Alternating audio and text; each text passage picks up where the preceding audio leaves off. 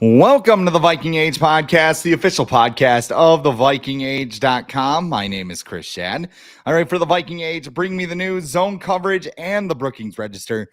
My co-host is Adam Patrick, managing editor for the Viking Age, and we do this every Monday with a late week episode right here on the Viking Age YouTube channel. We're also in podcast form on Apple and Spotify the very next day. But however you consume us, make sure you like, comment, share, and subscribe so you never miss an episode and we can spread the word to the masses. Now, today, of course, we will acknowledge someone in the later part of the show, and we'll preview Sunday's matchup with the Chicago Bears. But first, we got some overreactions to get to from Sunday. Adam, you haven't been on the show in a while. I know. So I'm going to let you go first unless you want to defer. Let's get some week 11 overreactions out of the way. Yeah, I feel like, I went on hiatus and now I'm back and ready to take my throne back. It's like a darkness retreat. You just sat in the dark for like 2 straight weeks and boiled some takes up. Hopefully things go better than the other person who went on the darkness retreat. All right, for my first overreaction after the Vikings win over the Titans yesterday, their third straight win, they are now 8-2 on season, second place in the NFC North and the 5th seed in the NFC playoff standings. My first overreaction, if I could find it. There we go. Okay. So cases can be made for Aaron Jones, Sam Darnold, Jonathan Grenard, or Andrew Van Ginkel. But in my opinion, no free agent signing from the Vikings 2024 offseason has made a bigger impact on the Vikings this year than Blake Cashman.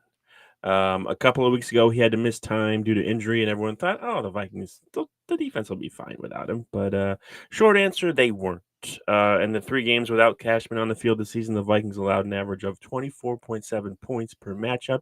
In their 7 games with Cashman, that points allowed per game average dropped all the way to 13.7 points allowed per game for the Vikings. So that's an 11-point difference when Cashman is on the field and when he's not.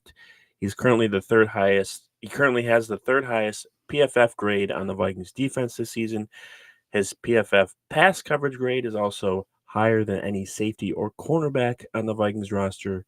The difference he makes on the field for the Vikings might not be so obvious that it jumps off on a box score, but it's super obvious how much better their defense is when Cashman is in the lineup. You can look at those 2 games that he missed against Detroit, where they give up the 21-point second quarter. By the way, the Vikings are still, if you disclude the Bucs, because like everybody's hurt now on Tampa Bay. But I mean, when it comes to teams, the Vikings have been the one team that have went toe-to-toe to Detroit and slapped them in the face. If Blake Cashman plays in that game, you could make a case that they win that game at home right now. But, style points, and Detroit's like the 98 Vikings or whatever. Your kicker hasn't missed a kick yet. That's cute. A little dicey, That's but cute. Just saying. I agree with you. I think that Cashman has had the biggest impact.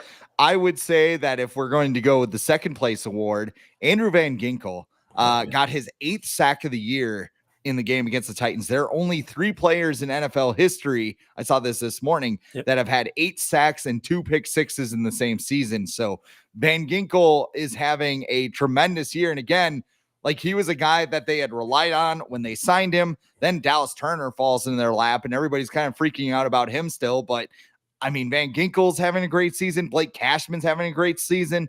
Jonathan Grenard is having a great season. That entire edge rushing group has been so damn. I mean, I know Blake Cashman's not an edge rusher. He's technically a middle linebacker, but he can also go to the edge and rush. I mean, his leadership has been top shelf.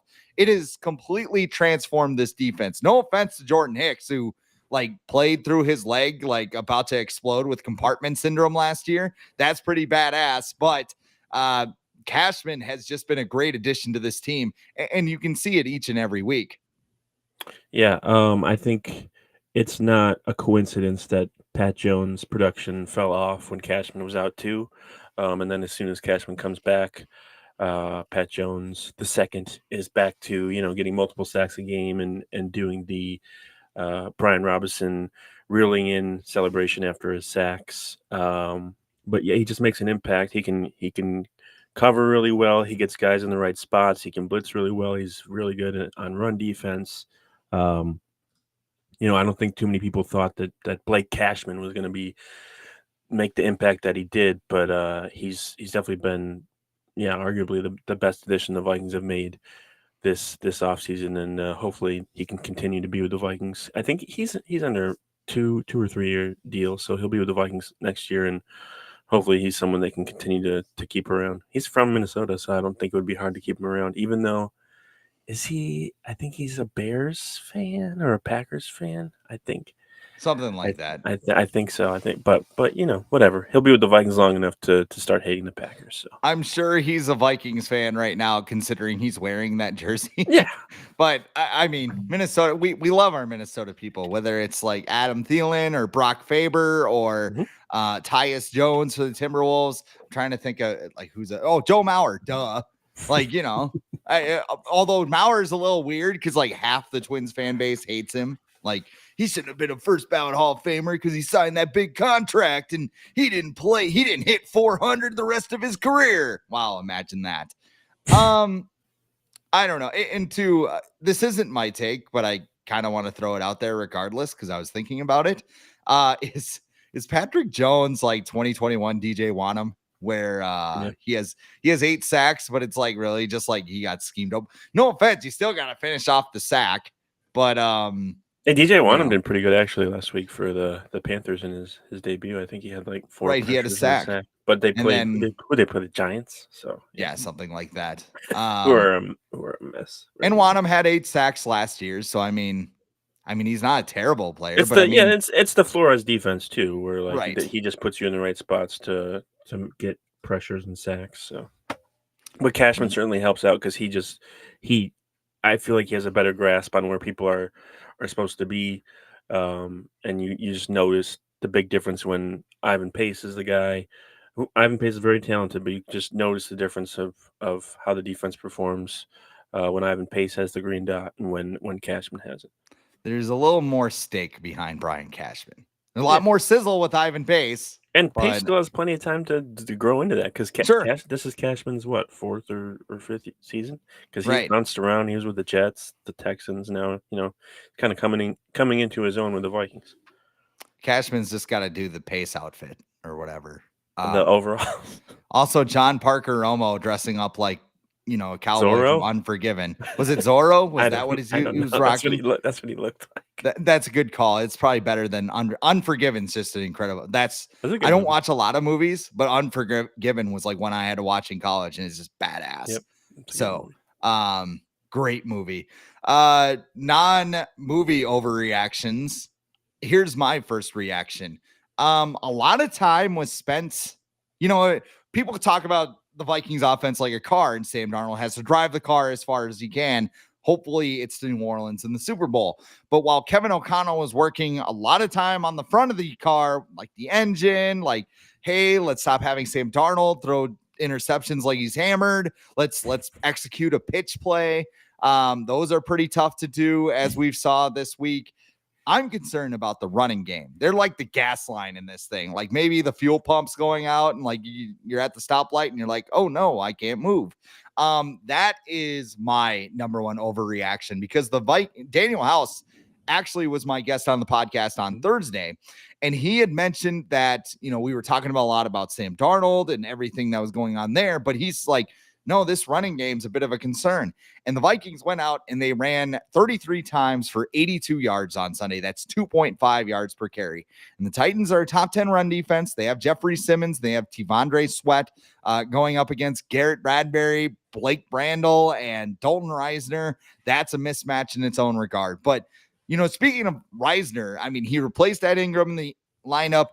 Vikings fans celebrated like they found his size 37 shoes underneath a house on the yellow brick road. They were very excited before the game. that's a nice little tie-in, right? Wicked on Friday. I no way in hell I'm watching that, but I mean, it's relevant pop culture, right? Mm-hmm. Reisner had the worst run blocking grade on the team among offensive linemen last year, and he was also 69th out of 88 qualifying guards in run blocking grade. Now, of course, there's like a trade-off there because Ed Ingram a little bit better in the running game, but he's terrible in pass blocking. And Sam Darnold takes 3.1 seconds to throw the ball. It's the fifth longest time to throw among qualifying quarterbacks right now. So, like, where is the trade-off there? I mean, I think Kevin O'Connell's sitting there like, we have to keep Sam Darnold upright. I can't have my quarterback getting killed because if he does, we have to go to Nick Mullins. Whereas the drop-off from Aaron Jones to Cam Akers and Ty Chandler is steep, but it's not that steep like Darnold to Mullins. So that is a problem there. And I'm also concerned about Josh Oliver. He left the game in the fourth quarter. I owe him an apology because like a month ago, I'm like, what exactly does he do here? And now he's blocking like a madman. I think he's fourth in run blocking grade among tight ends right now. He's catching the ball. He's making plays downfield.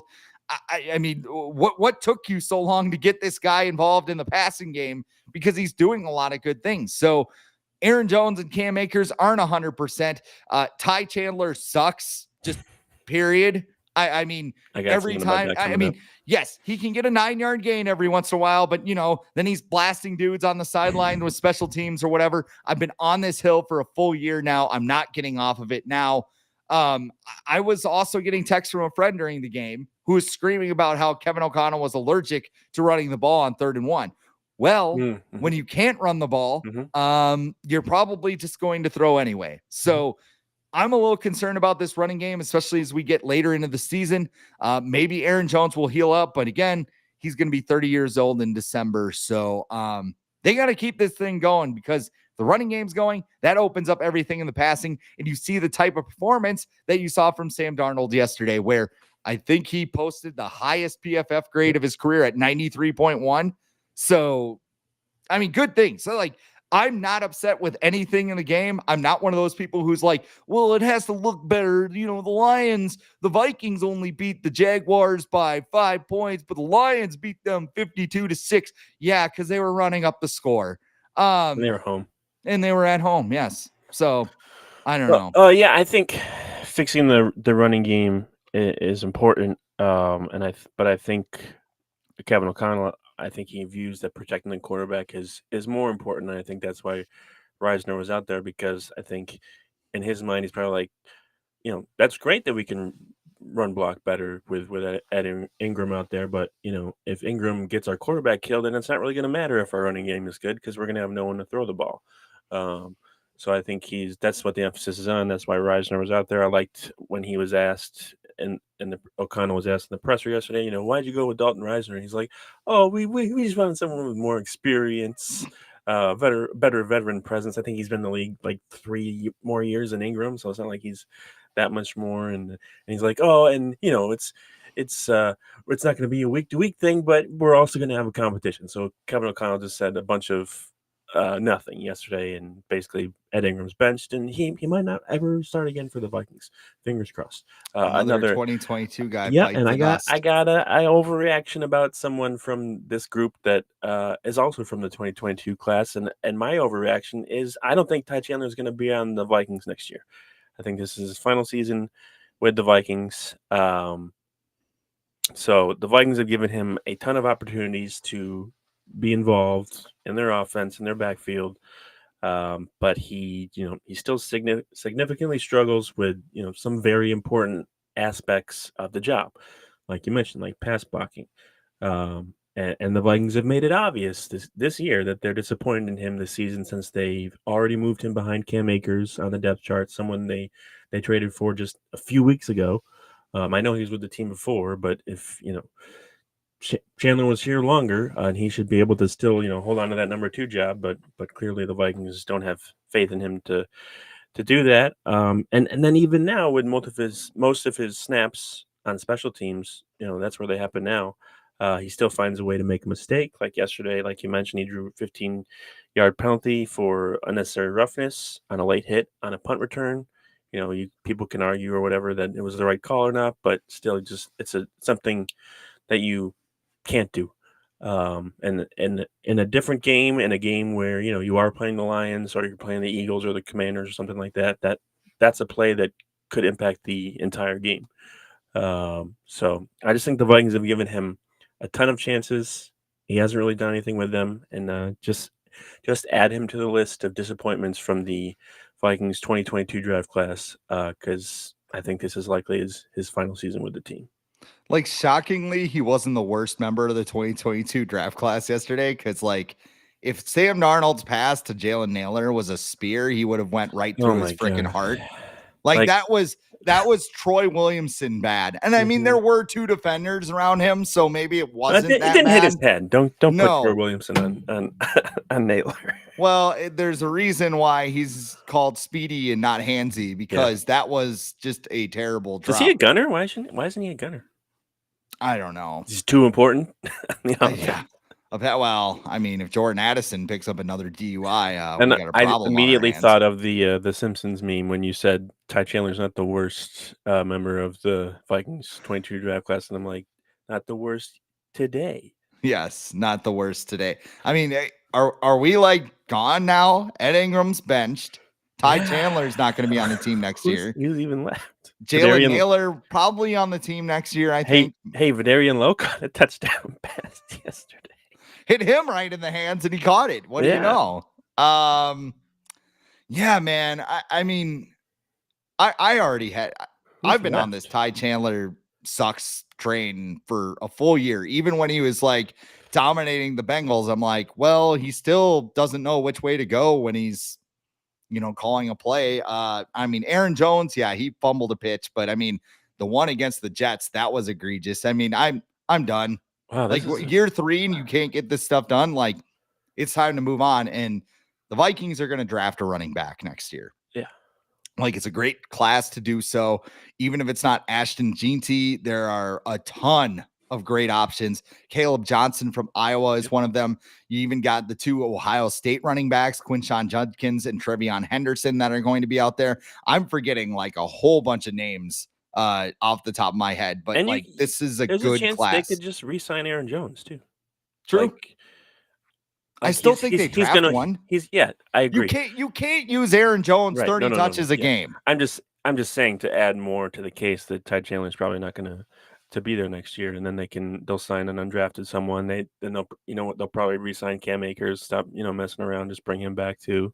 Well, and don't pull this. Oh well, we put a starter grade on this guy in the 7th round. Yeah. Why the hell did he drop to the 7th round then? Right. Like, I get it. Everybody wants Isaiah Pacheco. Oh, he's so cheap, so effective. Hey, I'm coming up for a contract, guys. You guys want to pay? No, get away.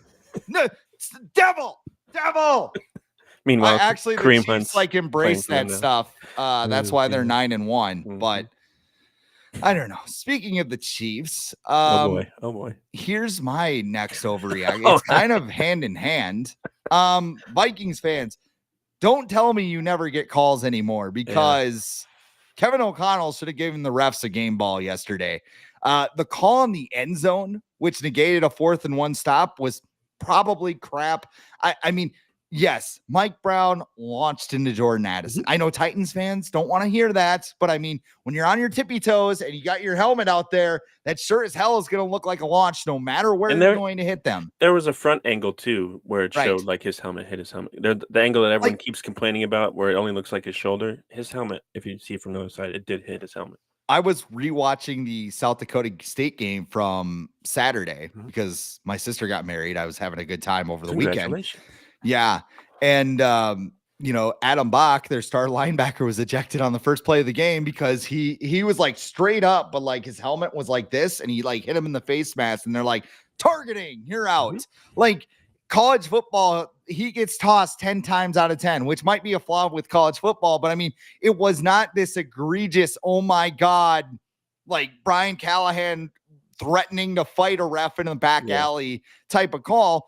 But also, I understand too, like, he hit him in the chest. He didn't hit him in the head. He didn't hit him in the knees. He didn't hit him anywhere. He hit him where he was taught to hit him. Where is he supposed to hit them? So I understand that. And the refs, they want to protect offensive players unless it's a legal formation, which or face mask. That was the big thing. Like the Chiefs did it all this time. Oh my God, he's a centimeter off. He's jumping early. We really got to watch that. And it's like every freaking play, a legal formation. Like they're out of control. They're every big offensive play. They're like, nope.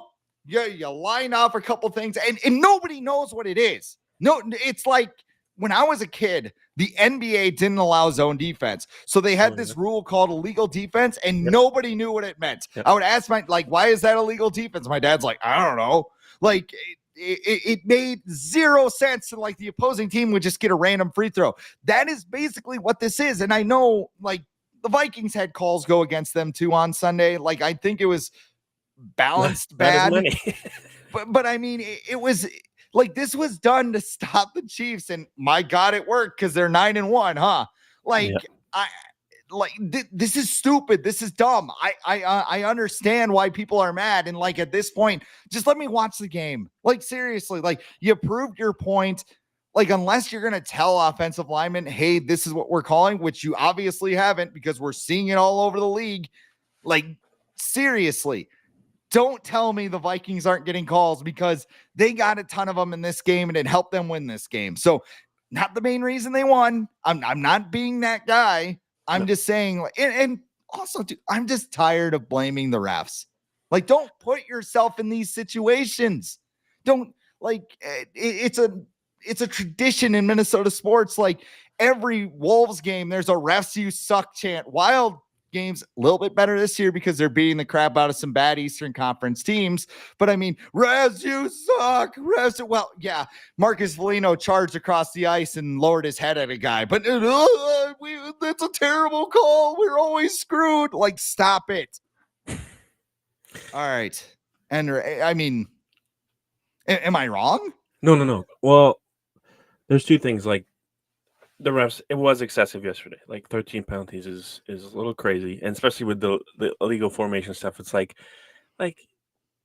does that really matter? Like, I'm not sitting there watching like a face mask. Yeah, I'll get. And by the way, the eagle eye stuff or whatever it's called, where it's like, well, you're a little bit off on that spot there. Meanwhile, you know, some guy like freaking Scorpions just takes him by the face mask and swinging him around. I can't really call that. Did the refs not notice like the Titans' offensive line getting completely dominated by the Vikings pass rush the entire game? It didn't matter if they were like in the backfield already. Like it wouldn't have mattered. They were gonna not do well against that pass rush. But like stuff like that, it's like it has virtually no impact on the game, and it gets you trying to like, I don't know, restore integrity to the game or something like that. But like that stuff is just, it's dumb, and it makes like, we shouldn't be talking about this right now. But at the same time, the Titans are one of the most undisciplined teams in the NFL. Like they were among the league leaders in penalties before this game. So like, it's not like this is like a one-time thing where the Titans are like, oh, we got so many penalties. You know what I was sitting there thinking, I'm like, this is the dumbest team of all time. It is. It's late hits. It's, you know, a quarterback who drinks mayo. Like this team is egregiously stupid. And it starts at the top. Yes. The coach who, you know, like yells at his quarterback, like, what the fuck are you doing? After, you know, he does make some plays that are worthy of saying that, but you're supposed to like be the guy who's supposed to build up the confidence of your young quarterback, you know, not Kirk Cousins. Wow. Kevin O'Connell. You know, we can guarantee he was super pissed about Josh Dobbs, Nick Mullins last year, Jaron Hall, but he didn't pull a Mike Zimmer and throw any of them under the bus in the, you know, at the pressers or on the field or anything. Like you could clearly see like the big difference between a guy like Kevin O'Connell and why he's so successful in the NFL, and then you look at someone like Brian Callahan and why they only have 2 wins. Like it was made very obvious yesterday. Like, I'm sure Kevin O'Connell screams "what the fuck" at Sam Darnold every once, but he doesn't do it in public. No. Like I saw this is again different sports. Sorry for the cross sport references here, but I stumbled across an Instagram video of Haley Van Lith. I think it was posted by Bleacher Report, and like she spent an entire season under Kim Mulkey at LSU, had her confidence completely shot. She goes to TCU. She had her first career double-double yesterday. And like people in the comments are like crying over a double-double. It's like, no, she probably hated herself because like she was being told how much she sucks all the time. And like the coach is like, hey, you're doing a hell of a job. Like there's just a difference. Like younger players need that confidence. Yep. And I mean, I don't think it matters with Will Levis because like I said, I just think he's dumb. Like, he's lack of a better word, but he's got a good arm, but his like up here, no, it's just not going. I was worried after that 97-yard touchdown or 90 whatever it was. 98. I thought he was entering like full Schad mode where he was just going to start like lifting weights on the sideline and drinking vodka Red Bulls. And we didn't really get a Will Levis moment though yesterday. It was kind of sad where like every game he seems to have like a memeable moment. We didn't really get that yesterday. It was just kind of like sad Will Levis because he was like, this sucks. I'm terrible. On to my final overreaction, which is Vikings related, but not to anyone who's currently on the Vikings. My final overreaction is Kirk Cousins and the Falcons are going to lose in the first round of the playoffs. Yesterday, Kirk Cousins. Kirk Cousins and the Falcons were blown out by not the Lions or the Chiefs or the Bills or the Ravens or anyone else who's normally able to score a ton of points. They were blown out by the Broncos. Bo Nix and the high-powered Broncos offense beat them 38-6. And this came a week after they lost to a 2-win Saints team that had just fired their head coach.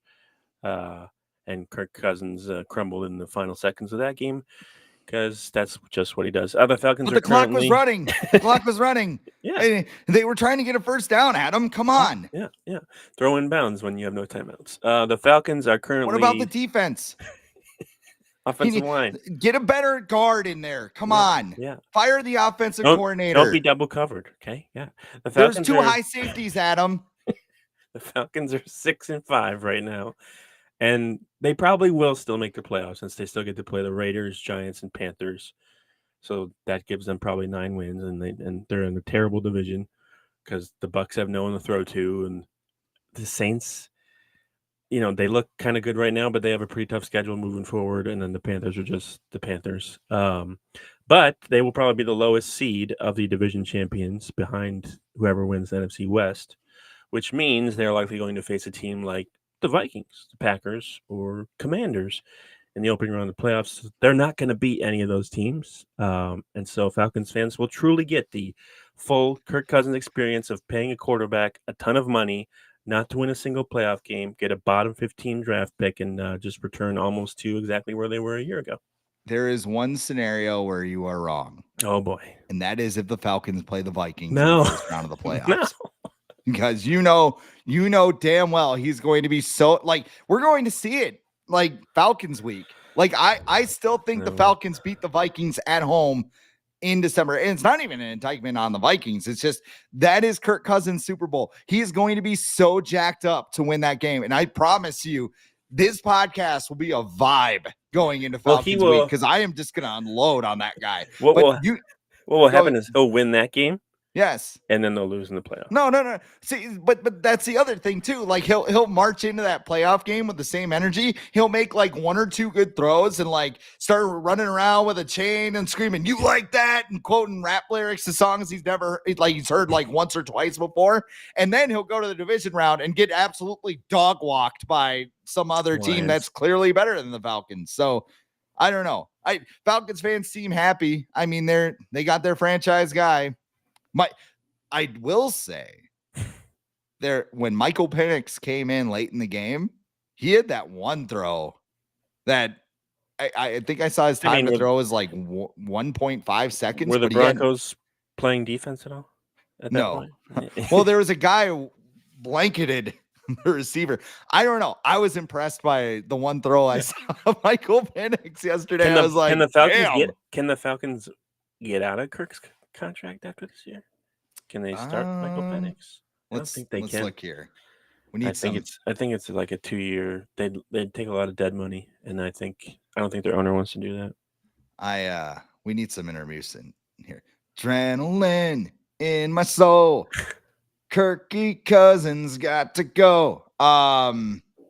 So if they traded Kirk pre-June 1st, they would eat $37.5 million in dead money, but they would save $2.5 million with the cap. That's not worth it. It's not. It's probably not. He's I back. mean, it could be worse. He's back next year. And Like, then why did you take like? They could have taken Dallas Turner. This is the Falcons. They don't do it. This is why teams are consistently bad. The Jets, the Lions turn things around now, but the Jets, like the Jaguars, I saw the report like they're going to hire Bill Belichick, but they're going to keep Trent Baalke as their GM, and because he's done so well with all the number one picks that he's made.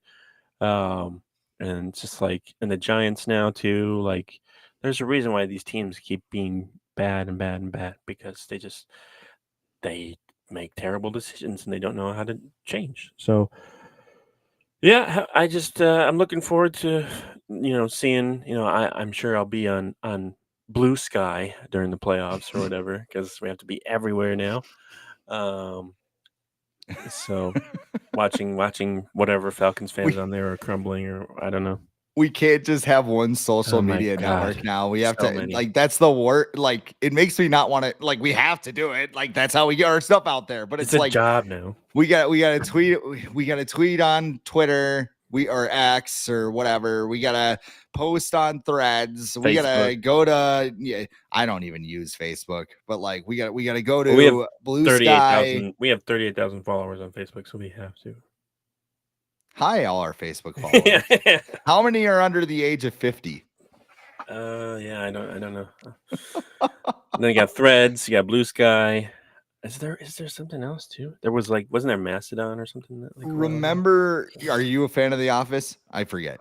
In and out. I don't know it very episode to episode, but I'm so very familiar with it. So this is a very obscure reference, but I think at one point Ryan, who was the intern, and then he becomes the boss, and then he's all over the place in the course of the show. But at one point he has an office and a broom closet, and he talks about this social media thing he created called Wolf. You send a wolf and it just posts to all of your social media accounts and sends a fax and everything else. He was ahead of his time. I think they have that where there's a couple things that you can use that post everywhere, but I'm like the guy who doesn't want direct deposit. I want to bring my bank check, paper check to the bank. I want to deposit it myself. I hated people like you when I worked at a bank. They just have their check and do you even work here? And he's like, or do you even have an account here? And he's like, no. And then I have to call the owner, and they're on a dairy farm somewhere, and they're like, why are you calling me for the 85th time? I'm okay with that. It's not as worse as being in line at a grocery store and someone's still writing a check. Now it's you literally have a card. That is the same thing. Just use that. That is bad. I did write a check for my sister's wedding card. I mean, I didn't know what to. You're not in line at a grocery store. You're not in line at a grocery store. Right. I wanted to Venmo my sister her wedding gift, but I didn't. Is that out of line? No. Or no, it's not. Cool. Yeah. So you just say check your Venmo in the card, or what do you do? That's what I did for my sister for her wedding. Okay. Well, 9. I mean, 2 is married. 3, I don't know. PayPal, Venmo. Next wedding I have, I mean, I thought about just texting her, do you care if I Venmo you? That might just be easy. Then it's out of my account. I don't have to be oh yeah, there's $100 floating out there that I have to give you. No, yeah, my grandpa still sends he's 85, but he still sends checks. Right. But whatever. Now, I don't have to go to the bank. I can take a picture of it and deposit it. Yeah, this checks aren't as bad. Cash. Cash is bad for me. Yeah.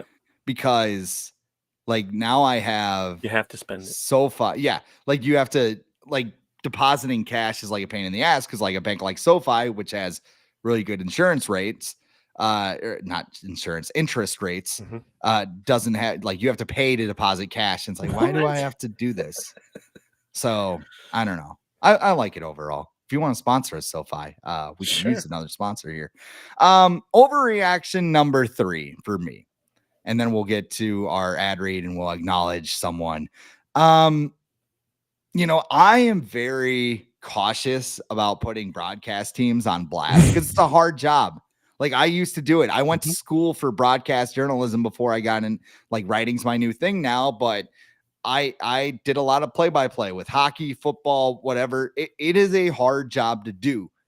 That being said, Spiro Ditas and Adam Archuleta are the worst broadcast team in the NFL after yesterday.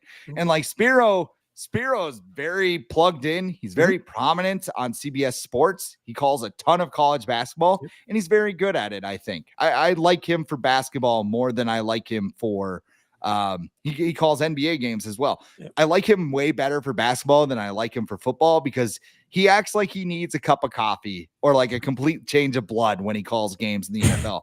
There's no energy, there's no excitement, and I get it. You're calling a Tennessee Titans game. You're like the D-list announcer when it comes to the NFL. I get it. But come on, man. Show me a little juice. Show me something, because it's like I was like ready to take a nap in the second quarter, and it wasn't because of my hangover from the weekend festivities. It was because I was just that bored. Then there was his partner, Adam Archuleta, who is 40, sounding like he's 63. At one point during the game, I looked up his hometown to see if he was from Tennessee. I did too. Like I don't know. Like I'm not this type of guy again, but you texted me, you asked me if his dog got shot in the first half. And I thought, well, maybe, I don't know. I don't know if he took the Titans plus whatever the line was. He only got excited when the Titans did some very good things in his incredible things. The Chris. Titans got their ass kicked in this game. If it weren't for a 93 yard or 90 whatever yard touchdown, like they would have lost this game 23-3. Like, I don't know why he's sitting up there acting like Will Levis is a future Hall of Famer off one lucky play while he's like sitting there going full Schad. Like, I cannot think of a worse broadcast team in the NFL right now than what I heard on Sunday. And I mean, there's some pretty bad, I mean, like team. I'm thinking a team like Kenny Albert and Jonathan Vilma. Yep. I cannot stand Jonathan Vilma, but Kenny Albert's actually good at his job. So it's like, you know, he should just be by himself. Just right. He doesn't need to do the Alan Horton thing, like with the Timberwolves. He doesn't need Vilma. But yeah, like there was a couple points in the broadcast yesterday where Archuleta was like they'd go over some of the penalties, and I think it was like the illegal touching or whatever. Is that what it's called? That's something. Yeah, in the back of the end zone. Well, like no, it was on Jefferson and it was after 5 yards.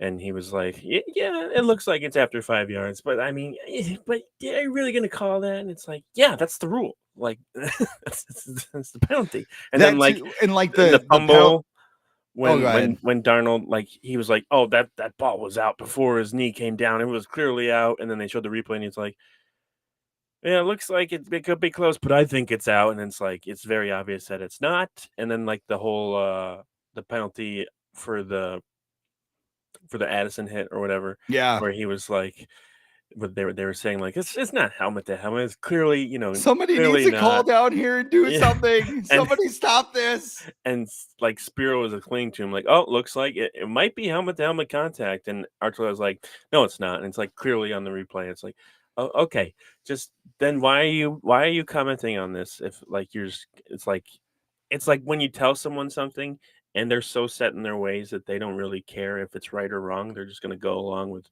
whatever they think, regardless. Aaron Rodgers.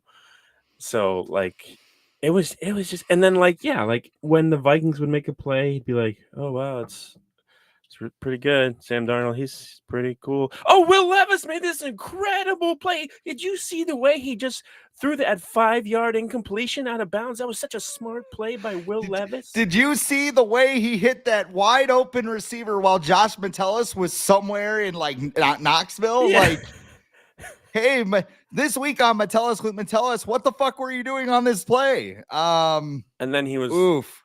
I think he was, there was something where like there was a bunch of time left and he was like, oh, well, the game's out of their hands now. The Titans are going to lose. And I'm like, there's like 10 minutes left. They're down by 10. Like the game's not over.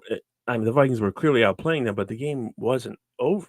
Like, he's like, but you could tell like when they came back from the half and he's like, yeah, the Titans, they're not doing that great. And, we'll see what they can do. And it's like why are we not talking about the Vikings? Like they're the team that you should be talking about, not the Titans. No one's watching this game because of the Titans. Even Titans fans aren't watching No, this team because of the Titans. It's like no one. The Titans fans didn't even go to the game. they all sold their tickets to Vikings fans, which a website out there. Vikings fan NFL fan base travels to city that's popular travel destination and takes it over. Oh, really? That's shocking. I should click on that. You know what else you should click on?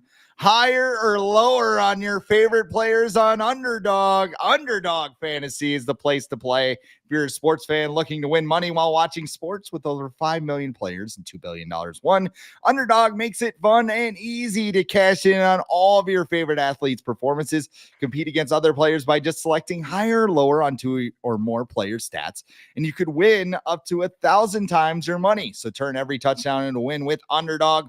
Underdog is the best place to cash in on all of your takes this football season. Which players are going off, which ones are ice cold. Just make your entries in a few taps and turn your sports opinions into real money. Underdog also has vulture protection. If you select a designated running back to score a touchdown in your pick'em entry and they get vultured, we will rescue your entry. And Underdog has a game known as Red Zone Rush. It's a game you won't find anywhere else, and it's like a more fun version of Tinder. You just pick whether or not a player will score a touchdown by swiping right for yes or left for no. It's as simple as that. Way more fun than a dating app. Plus, your entry will be automatically boosted and you'll get a 51% profit boost when you play. You can actually score on Underdog because I have been using Underdog Fantasy app for multiple years, and I got in on the action last night. I got a win last night. It was incredible. I had Chase Brown receptions. I had Quentin Johnston anytime touchdown. It was a nice little Sunday night for me. You got Monday Night Football coming, plus NHL, NBA, any sport you can think of. You can pick higher or lower on Underdog. Download the app today. Use the code THEAGE. You can get up to $1,000 bonus cash instantly. Again, download the app today. Use the code THEAGE, which is all one word, and you get up to $1,000 in bonus cash instantly with a deposit match. Select higher or lower on your favorite players and cash in on Underdog. You must be 18 plus, 19 plus in Alabama and Nebraska, 19 plus in Colorado for some games, 21 plus in Massachusetts, Arizona, and present in a state where Underdog Fantasy operates. Terms apply. Void in Colorado. If you are concerned with your play, call 1-800-GAMBLER or visit ncpgambling.org. In Arizona, call 1-800-NEXT-STEP. That's 1-800-639-8783 or text NEXT STEP to 53342. And in New York, call the 24/7 Hope line at 1-877-8-HOPE-NY or text HOPE-NY 467-369. Adam, it's that favorite time of year of the show. Sorry, my editor just texted me. Brookings hockey, everyone. There's 7 teams in the state. Calm down. Acknowledge him. I acknowledge Brookings hockey. All right. What do we got? Oh, who are you acknowledging? We already kind of talked about him, but I'm acknowledging Brian Callahan. Thank you for having the most undisciplined team in the entire NFL. Your team was flagged for 13 penalties yesterday, which resulted in 7 first downs for the Vikings.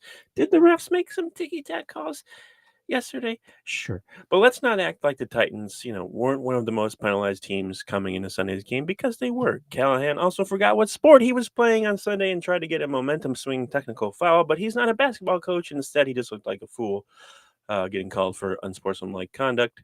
So as much as Titans fans would probably like to blame the refs for their team losing on Sunday, they should really be pointing the finger at Callahan, who is in charge of probably one of the most reckless teams in the league right now. So Brian Callahan, I acknowledge you. Brian Callahan, I want to believe he's like not that dumb of it. Like, again, this team is just dumb. Like the coach, Mike Vrabel was probably one of my least liked coaches in the NFL because he just kind of had that, like meathead energy with him. Like not like a Dan Campbell meathead energy, because he actually seems like, and like people actually seem to like him. Like he can lead guys. Like Mike Vrabel. Yeah, I think I saw Vrabel like as a candidate to be the Raiders coach next year. I just saw that. That would be perfect for him, Yeah. like that attitude and everything else. But I keep going back to that Belichick tree. I mean, maybe you might hit on one, but I don't know. Vrabel got some good years out of the Titans, He though. did. They went to the AFC Championship with Ryan Tannehill. Yeah. So I don't know. They can give that a shot. Brian Callahan, man, it just seemed like you mentioned earlier, it's screaming about his quarterback. He's like, going off on the officials on the sidelines. I mean, I know it was only half a yard, but it's like your team sees that and like, what is he I think doing? it's okay to react like that. Right. And I also Like, just think of Tommy Boy whenever I hear his name too. For that's Callahan. very unfortunate. Like Kevin O'Connell was pissed about a call too, and yeah, he dropped like I think he said "fucking stupid" or something like "fucking Yeah, bullshit" or every coach something. does that, but But they I mean, don't it wasn't rip he their wasn't headset off. jumping up and Yeah, down like a toddler on the sideline. It just no, that's I don't Mike. know. That's Mike Zimmer stuff, and Yeah, that was cool back in the day. But now it's just like, what are you doing? yeah. I don't know. Bobby Knight passed a long time ago, man. Didn't Matt LaFleur get a He did. unsportsmanlike too when they played the Vikings? He did. They just have a way of bringing out the worst in opposing head coaches. Huh? Slamming helmets and everything. Well, Packers fans are really excited because he gave him another soundbite Dan yesterday, Campbell's though. just sitting there like high off of 30 Red Bulls. Just hey, we Bye. should throw to the center on the next play. Ben Johnson, like, we're not gonna do that. Right. Hey, what if we put like an offensive lineman at wide receiver? Let's get our 8th touchdown of the game that way. Like, I don't know. Dan Campbell seems, like I said, Dan Campbell seems pretty damn smart. He's got them moving in the right direction. Like, I'd run through a wall for Dan Campbell. I would don't know. say he's very good at hiring people. Okay, here's Without Ben Johnson, I don't think that team is the way they are right now. Right. I think it's very so like college football 25 has like different archetypes. So like you could be a recruiter, you could be a strategist, you could be a motivator. Like Dan Campbell's motivator is like off the freaking grid. Yeah. Like it's like all the way. And like, but it's like strategist to like isn't very like, if you want, like he probably makes, I mean, he's the head coach. He's got to have like some hand on the game plan. But I think like Ben Johnson does a lot of the work there. And I mean, I don't think like you take Ben Johnson away and Dan Campbell's just like, oh, I don't know what to do. But he's like the final say. Like, Correct. He's probably going to agree like 99% of the time, but he's the guy you go to and be like, hey, we're gonna do this. And he's like, oh, okay, it's cool. Yeah.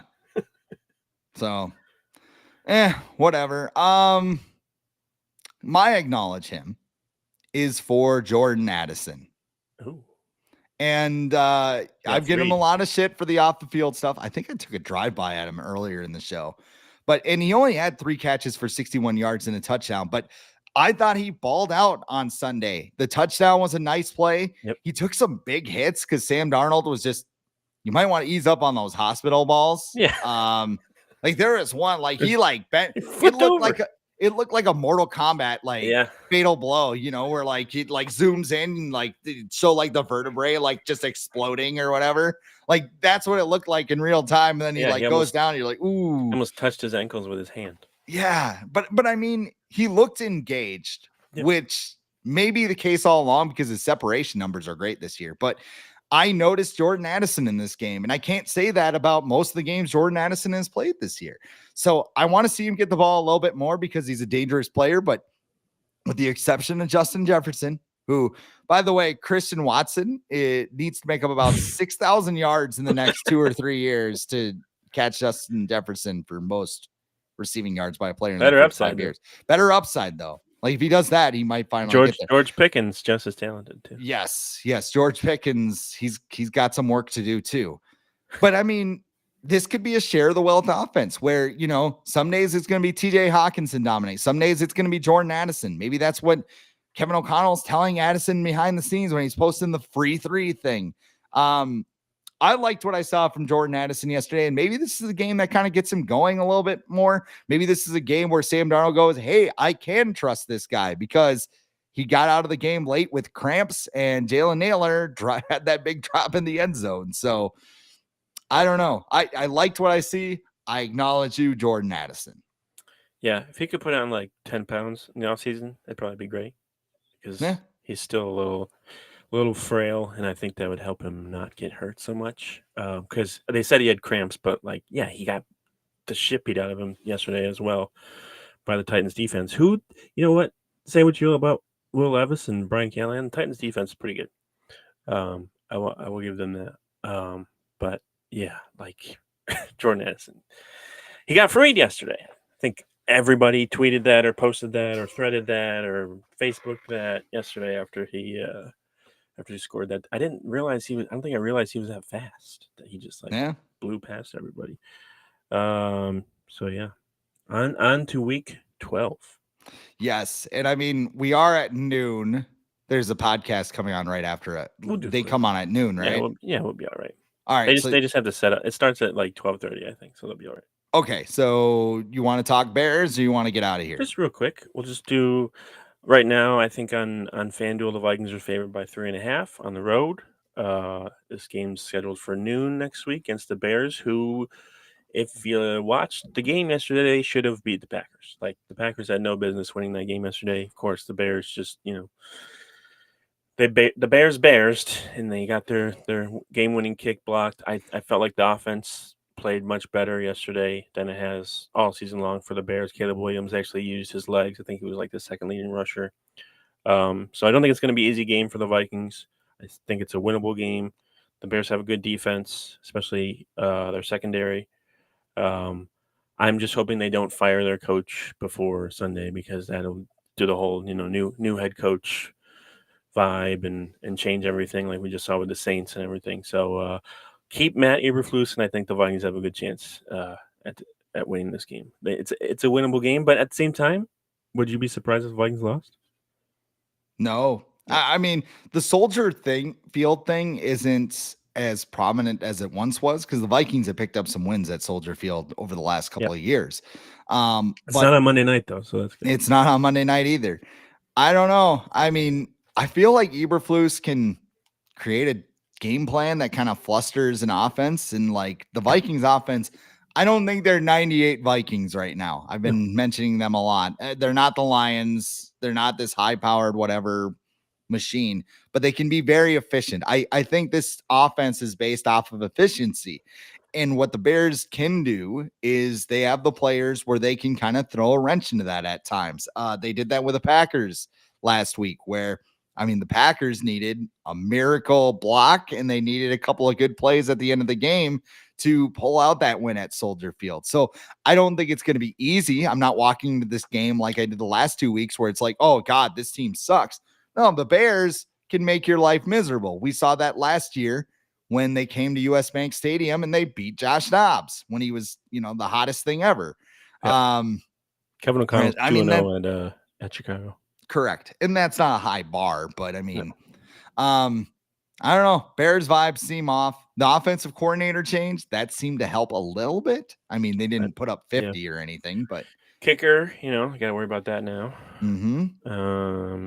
And I'm curious to see how they do against DeAndre Swift because he played well yesterday, but the Vikings have a really good run defense. I think that's kind of an underrated aspect of their success this year. Is their run defense is really good. So we will see. I hate watching the Bears. I never look forward to a Bears game because the Bears have been boring my whole life. They've never had an exciting offense, I feel like.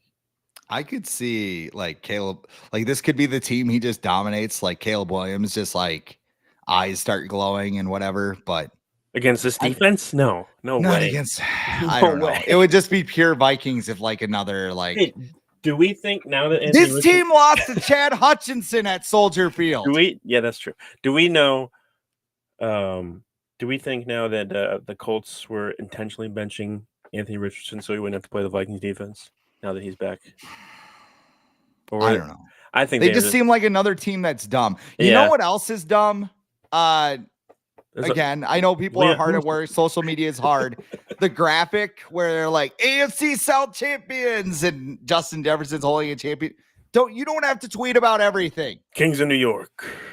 Yeah, you don't have to tweet after every single thing. The Twins are the worst. It's we just had one of the biggest collapses ever. Who wants a Griffin Jack signed baseball? You beat the worst division in the NFL. Wow, great. Good job. You did what you're supposed to do. Congratulations. 2 of the games were barely wins. Congrats. Yeah. Oh my God. It's funny. The team they beat the most was the Texans. They're the best team in the NFC South. Right. They destroyed them with Diggs. Yeah. With Diggs, and I think Nico Collins played in that game too. Danielle Hunter. Did you see the spin move he had last week against the Lions? That was so good.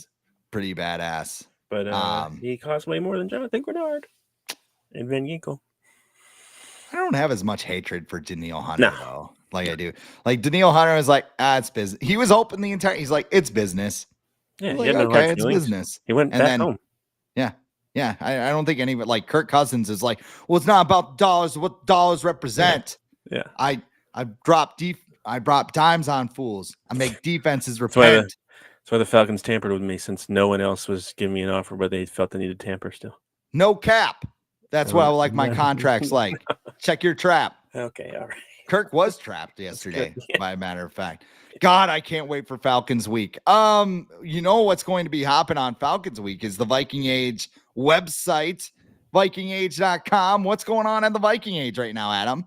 Well, let's see. The trade deadline's done. The Vikings didn't do anything. Next up, I just posted the first playoff picture article or whatever. The Vikings, I think I mentioned before, the 5th seed right now. I guess they're not one. They're what would we say, 1.5 behind the Lions? Because technically they're 1 game behind, but the Lions have the tiebreaker, so they would have to beat them week 18 or whatever to get over that if they have the same record.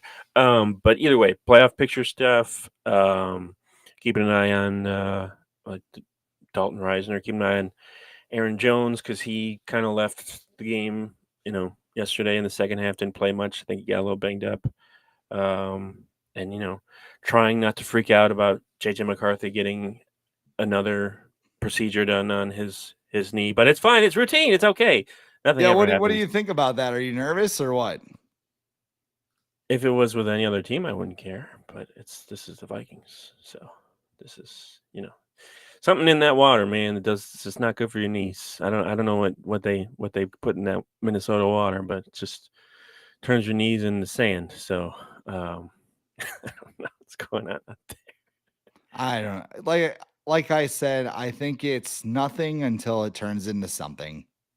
That's and also don't believe a word the Vikings say, because after what was it, the preseason game with the Raiders, when Kevin O'Connell was like, "Oh, JJ McCarthy he's having a little soreness, so we're gonna get an MRI for soreness." And then he's out for the season-ending injury. Meanwhile, Jordan Love's leg flies across the field. Oh, he's back in 3 weeks. So, all right, we got to get out of here. Follow me, Adam Patrick NFL, on here we go, X, Threads, Blue Sky, Instagram. I'm not on Pinterest yet, so and follow. Might have to be after the election. Everybody's going to go over there. Follow the Viking. Go to the Viking Age. Just go to thevikingage.com and read out everything we got. Well, as you heard, he is at Adam Patrick NFL. I am Chris Schad at The Real Chris Schad. This is the Viking Age podcast. We do this every Monday with a late week episode right here on the Viking Age YouTube channel. We're also in podcast form on Apple and Spotify the very next day. However you consume us, make sure you like, comment, share, and subscribe so you never miss a new episode and we can spread the word to the masses. For Adam Patrick, I am Chris Schad. This has been the Viking Age podcast.